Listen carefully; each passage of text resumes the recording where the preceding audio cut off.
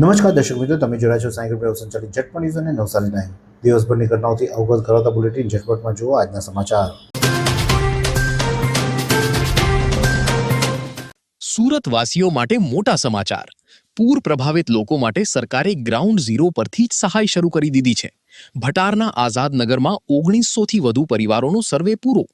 આવતીકાલે સાંજ સુધીમાં અસરગ્રસ્તોને ₹6,800 અને મજૂરી પર ન જઈ શકેલા લોકોને ₹1,800ની સહાય મળી જશે. માનવતાના ધોરણે માત્ર એક જ આઈડી પ્રૂફ પર સહાય અપાશે. પૂરનું પાણી ક્યાંથી આવ્યું અને કોની બેદરકારી હતી તેની હાઈ લેવલ તપાસ શરૂ થઈ ગઈ છે. જવાબદારો સામે કડક પગલાં લેવાશે. ભારે વરસાદથી પોદાર માર્કેટમાં તબાહી, વેપારીઓને લાખોનું નુકસાન. ભારે વરસાદને કારણે પોદાર માર્કેટની દુકાનોમાં પાણી ઘૂસી જતા ભારે નુકસાન થયું છે. ખાસ કરીને મોબાઈલ અને એસેસરીઝના વેપારીઓનો તમામ માલ સામાન પાણીમાં ગરકાવ થઈ ગયો છે, જેથી અંદાજે 30થી 40 લાખનું આર્થિક નુકસાન થયું છે. સવારે દુકાનો ખોલતાં જ બરબાદીનો મંજર સામે આવ્યો હતો. હાલ વેપારીઓ જાતે કાદવ સાફ કરી રહ્યા છે અને કોર્પોરેશન કચરો ઉપાડી રહી છે. મુશ્કેલ સમયમાં ડેપ્યુટી સીએમએ માર્કેટની મુલાકાત લઈ યોગ્ય વળતરની ખાતરી આપી છે. હવે વેપારીઓ સરકાર તરફથી મળનારી આર્થિક સહાયની રાહ જોઈ રહ્યા છે. નવસારીના ધોળાપીપળામાં મશીનના ગોડાઉનમાં ભીષણ આગ લાગી હતી. લાખોના નુકસાનની આશંકા છે. નવસારીના ધોળાપીપળા ખાતે વિસ્તારમાં આવેલા એક મશીનના ગોડાઉનમાં ભીષણ આગ લાગી હતી. ઘટનાની જાણ થતાં નવસારી ફાયર ટીમ ઘટનાસ્થળે પહોંચી હતી અને આગ પર કાબૂ મેળવ્યો હતો. જોકે આગ એટલી વિકરાળ હતી કે ગોડાઉનમાં રાખેલો મશીન અને અન્ય સામાન તમામ બળીને ખાખ થઈ જવા પામ્યો હતો. આગમાં લાખો રૂપિયાની નુકસાનની આશંકા સેવવામાં આવી રહી છે. જોકે સદનસીબે કોઈ જાનહાનિ થવા પામી નથી. નવસારી એસટી ડેપોની બહાર જ્યારે બસ ટર્નિંગ લગાવી રહી હતી તે દરમિયાન એક બાઇક સાથે બસનો અકસ્માત સર્જાયો હતો. પાર્ક કરેલી બાઇક સાથે બસ ડ્રાઈવરે અકસ્માત સર્જ્યો હતો અને જેમાં બાઇકને નુકસાન થવા પામ્યું હતું. જોકે કોઈ જાનહાનિ થવા પામી ન હતી, પરંતુ બસ ડ્રાઈવરની બેદરકારી સ્પષ્ટપણે આ સીસીટીવી દ્રશ્યોમાં જોઈ શકાય છે કે બસ ડ્રાઈવર જ્યારે ટર્ન મારી રહ્યો હોય છે ત્યારે તેને સાઈડ મિરરમાં જોયા વગર બસ હંકારી દેતા બાજુમાં પાર્ક કરેલું બાઇક સાથે અકસ્માત સર્જાયો હતો. નવસારી નગર હવે જાણે ભુવાનગર બનવા જઈ રહ્યું હોય તેવા ઘાટ ઠેર ઠેર જોવા મળી રહ્યા છે. વધુ એક ભુવો એપીએમસી માર્કેટ વિરાવર ખાતે પડવા પામ્યો છે. આપ જે દ્રશ્યો જોઈ રહ્યા છો તે વિરાવર એપીએમસી માર્કેટ સામે આ એક ગટર આ રીતે બેસી ગઈ છે. ગટરના ઢાંકણા હલકી કક્ષાના હોવાને કારણે તે બેસી ગયા અને આ એક ભૂવો સર્જાયો છે. શહેરમાં નવા રસ્તા બન્યા છે, નવી ગટર લાઇનનું કામ થયું છે અને માટી બેસે એ સમજી શકાય એમ છે.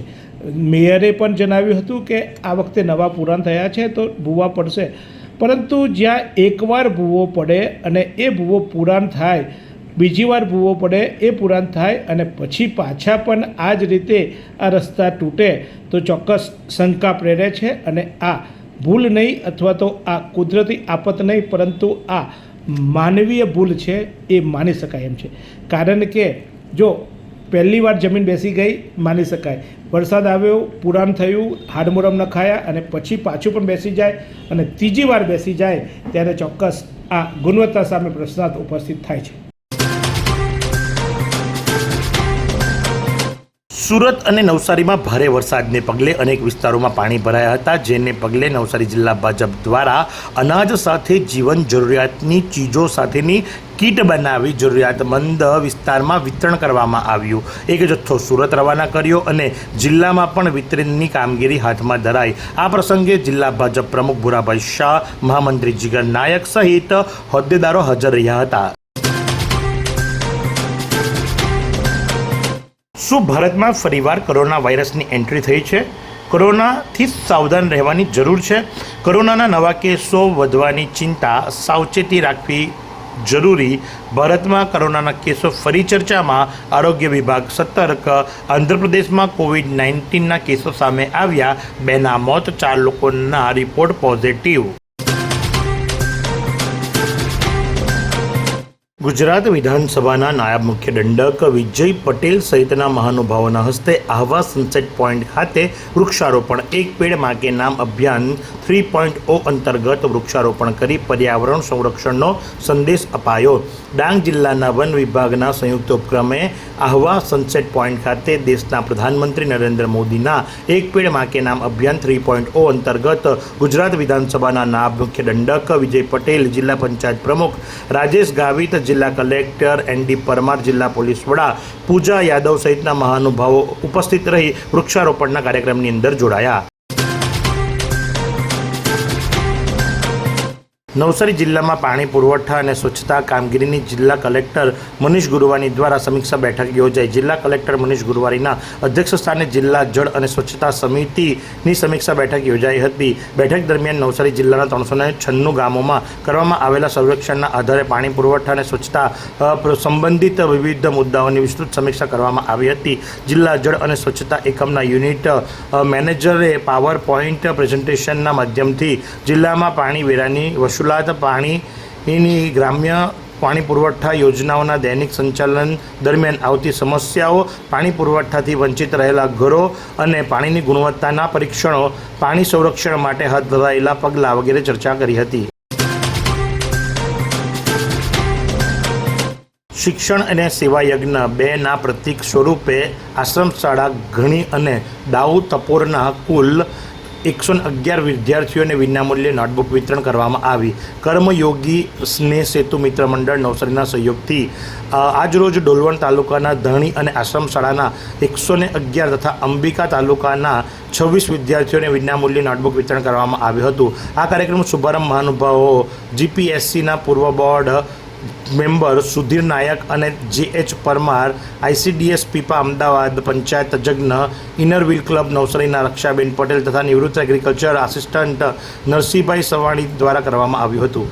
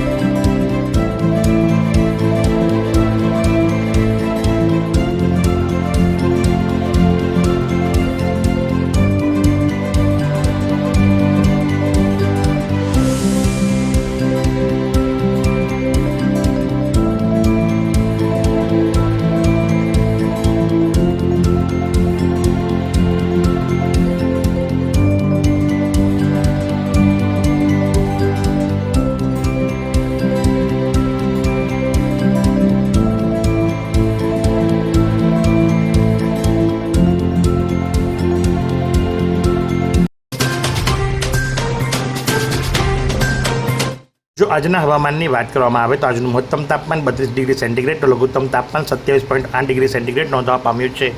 ભેજની વાત કરીએ તો સવાર દરમિયાન હવામાં ભેજનું પ્રમાણ 92% તો સાંજ દરમિયાન 81% નોંધવા પામ્યું છે. પવનની ગતિ 9.3 કિલોમીટર પ્રતિ કલાકથી પવન ફૂંકાઈ રહ્યો હતો અને પવનની દિશા સાઉથથી વેસ્ટ તરફની હતી. ગણદેવી તાલુકાની વિવિધ સરકારી કચેરીઓ અને વિકાસ કામોની જિલ્લા કલેક્ટર મનીષ ગુરવાનીએ સમીક્ષા કરી. નવસારી જિલ્લા કલેક્ટર મનીષ ગુરવાનીએ ગણદેવી તાલુકાની વિવિધ સરકારી કચેરીઓ તથા વિકાસલક્ષી સ્થળોની મુલાકાત લઈ કામગીરીની સમીક્ષા કરી હતી. આ મુલાકાત દરમિયાન તેમણે વિવિધ વિભાગોના અધિકારીઓ સાથે ચર્ચા કરી જરૂરી માર્ગદર્શન અને સૂચનાઓ આપી હતી.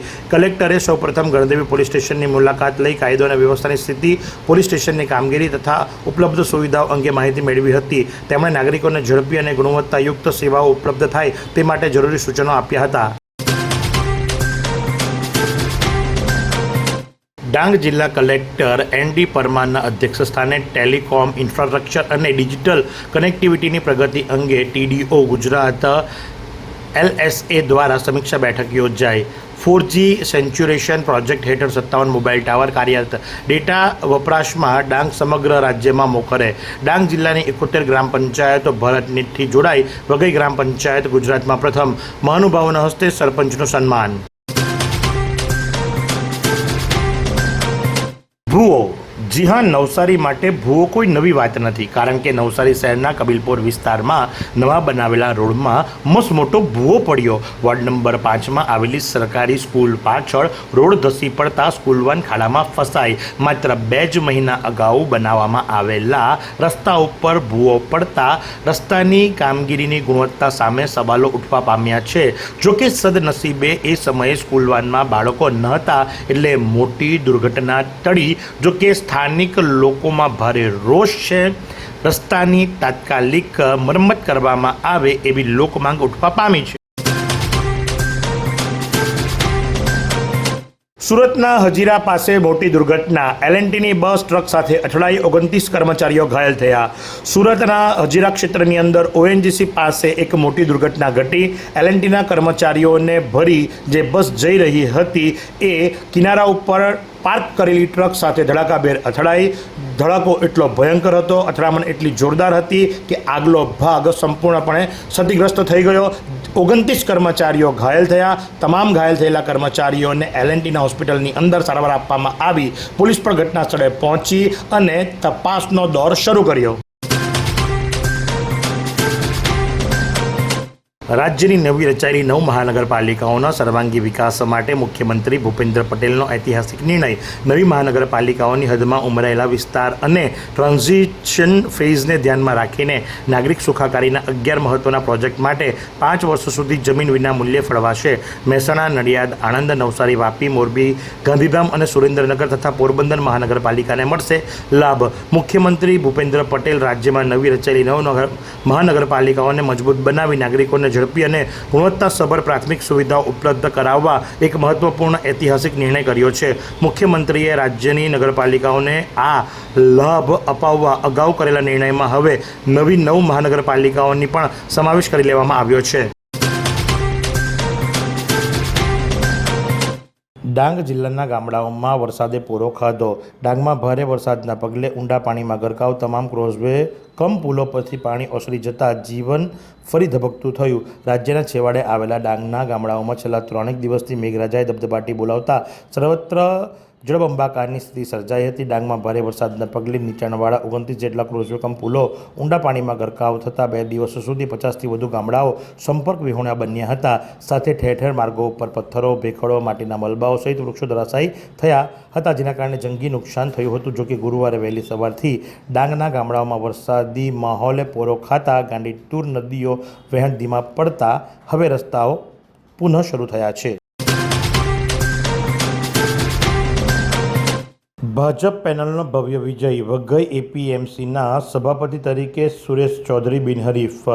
ડાંગની ખેતીવાડી ઉત્પન્ન બજાર સમિતિના પ્રમુખ તરીકે સુરેશ ચૌધરી ચૂંટાયા, જ્યારે ઉપપ્રમુખ તરીકે સુરેન્દ્રભાઈ ભોઈએ ચૂંટાયા. ડાંગની ખેતીવાડી ઉત્પન્ન બજાર સમિતિ એટલે કે એપીએમસી આવા ડાંગ મુખ્ય મથક વઘઈ ખાતે એક મહત્વપૂર્ણ રાજકીય ઘટનાક્રમમાં 2.5 વર્ષની ટર્મ પૂરી થતાં બીજી ટર્મ માટેના નવા સભાપતિ તરીકે ચૂંટણી પ્રક્રિયા હાથ ધરવામાં આવી હતી. આ ચૂંટણી પ્રક્રિયામાં ભારતીય જનતા પાર્ટી બીજેપી પ્રેરિત પેનલ સક્રિય અગ્રણી સુરેશ મોતીરામ ચૌધરી સભાપતિ તરીકે બિનહરીફ ચૂંટાયા હોવાની સત્તાવાર જાહેરાત કરવામાં આવી, જ્યારે ઉપપ્રમુખ તરીકે સુરેન્દ્રભાઈ ભોએ સત્તાવાર તરીકે બિનહરીફ જાહેર ચૂંટાયા. એકને ગોળ તો બીજાને ખોળ. જી હા, મહાનગરપાલિકા સંચાલિત શોપિંગ સેન્ટર કે જે એમ પણ જર્જરિત છે અને શાકભાજી માર્કેટની બાજુમાં લાગ્યું છે, એટલે ત્યાં વરસાદી પાણી ઘણા દિવસો સુધી ભરાયેલું રહે છે. એ પાણી કાઢવા માટે, એ દુકાનદારોને મદદ કરવા માટે આ મહાનગરપાલિકા કેવી યોજના ઘડે છે તમે જુઓ. ત્યાંથી પાણી કાઢવું અને ગોલવાડ પોલીસ ચોકી પર પાણી ઠાલવવું, જેથી કરી ગોલવાડ પોલીસ ચોકીના પોલીસકર્મીઓ, ટીઆરબી જવાનો પોતે એ ગંદા પાણીની અંદર ઊભા રહી અને ટ્રાફિક નિયમન કરે છે. ત્યાં ઓલરેડી ટ્રાફિક જામની સમસ્યા વર્ષો જૂની છે, તેમ છતાં પણ મહાનગરપાલિકા આ વર્ષો જૂની સમસ્યાના નિકાલ માટે આજે પણ સભાન નથી, અને માટે જ કરી અને શોપિંગ સેન્ટરનું ગંદુ પાણી જે ખરું એ કાઢે છે ગોલવાડ પોલીસ ચોકી પાસે, અને એ પાણીનો રેલો છેક પહોંચે છે રમાબેન હોસ્પિટલ સુધી એ કેટલું યોગ્ય વિચારજો અને ભગવાન આવા ઇજનોરોને સદબુદ્ધિ આપે એવી પ્રાર્થના પણ કરજો. ગેટ વેલ સૂન NMC. ઉનાઈના અંબિકા નદી પુલના વળાંક પર વધેલી જાળી અકસ્માતને આપી રહી છે આમંત્રણ. હાઈવે ઓથોરિટીની બેદરકારીથી ચોમાસા પહેલાં જાળી ઝાખરાનું ટ્રીમિંગ ન થતાં સામેથી આવતા વાહનો દેખાતા નથી. સ્થાનિકોમાં રોષ. વાંસદા તાલુકાના ઉનાઈ ગામેથી પસાર થતા વાપી શામળાજી હાઈવે પર આવેલા અંબિકા નદીના પુલના વળાંક પર જાળી ઝાખરાનું સામ્રાજ્ય ખૂબ વધી ગયું છે, જેના કારણે લઈ હાઈવે ઓથોરિટી દ્વારા ચોમાસા પહેલાં રસ્તાની બંને બાજુએ વધેલા ઝાખરાઓનું સમયસર ટ્રીમિંગ કરવામાં આવતું હોય છે, પણ આ વખતે એ ટ્રીમિંગ ન થવાના કારણે વાહન ચાલકોને ભારે મુશ્કેલીનો સામનો કરવો પડી રહ્યો છે. સારા વરસાદ બાદ ઉનાઈ માતાજીના ઐતિહાસિક ગરમ પાણીના કુંડના કુદરતી ઝરા જીવંત બન્યા. વાંસદા તાલુકાના પવિત્ર યાત્રાધામ ઉનાઈ માતાજી મંદિરમાં આવેલા ગરમ પાણીના કુંડના ઝરા ચોમાસાના પ્રથમ તબક્કામાં સારા વરસાદ બાદ ફરીથી જીવંત બનતા ભક્તોમાં આનંદ પ્રસર્યો છે. ઉલ્લેખનીય છે કે દર વર્ષે ઉનાળુમાં આવતા જ ભૂગર્ભ જળસ્તર નીચું જતા પાણીના કુંડના કુદરતી ઝરા સુકાઈ જાય છે, જે ચોમાસામાં વરસાદ ફૂટે છે ત્યારબાદ પુનઃ તબક્કાવાર ચાલુ થઈ જતા હોય છે, જે હવે વરસાદ વરસતા ગરમ પાણીના કુંડના ઝરા ફૂટવાની સાથે કુંડમાં ગરમ પાણી ભરાઈ ગયું છે. VHPના અધ્યક્ષ આલોક કુમાર રામ મંદિર ચઢાવવા ચોરી સામે આક્રોશ વ્યક્ત કર્યો. VHPના આંતરરાષ્ટ્રીય અધ્યક્ષ આલોક કુમાર તેમના દક્ષિણ ગુજરાતના 5 દિવસના સંત દર્શન યાત્રા અંતર્ગત પ્રવાસના બીજા દિવસે નવસારી પહોંચ્યા હતા, જ્યાં તેમણે VHP અને સંઘના સ્થાનિક કાર્યકર્તાઓ સાથે બેઠક યોજી અયોધ્યાના રામ મંદિરના ચઢાવવામાં થયેલી કથિત ચોરી અને ધર્માંતરણ સહિતના મુદ્દે મીડિયા સમક્ષ પોતાના વિચારો વ્યક્ત કર્યા હતા. આ સુંદર સૃષ્ટિને નિહાળવા માટે હજારો લોકો પાસે દ્રષ્ટિ નથી, અને એ ત્યારે જ શક્ય બને જ્યારે કોઈ ચક્ષુદાન કરે. તો તમારા સ્વજનો સાથે મળી એક સુનિશ્ચય લઈએ, ચક્ષુદાનને પરિવારની પરંપરા બનાવીએ. Visit Sant Punit Chakshu bank, rotary eye institute Navsari. Call 7069006329.